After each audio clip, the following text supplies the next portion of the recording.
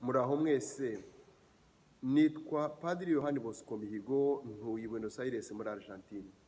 Nshyigikiye kandi nzitabira imyigaragambyo mpuzamahanga y'amahoro izaba ku itariki ya 20 Werurwe 2021. Impanda mpuruza yavugijwe na Madame Ivona idamangi ryamugwiza narayumvise.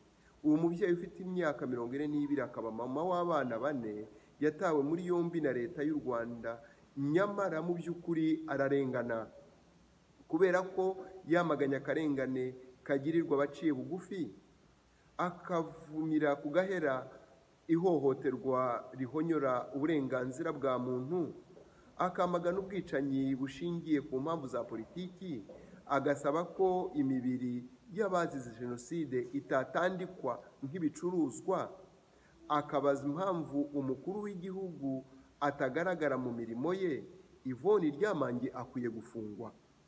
Oya, Ivona ntakwiye gufungwa, nafungurwe. Ndahamagarira buri wese kuzitabira imyigaragambyo y'amahoro isaba ko Ivona yarekurwa. Murakoze.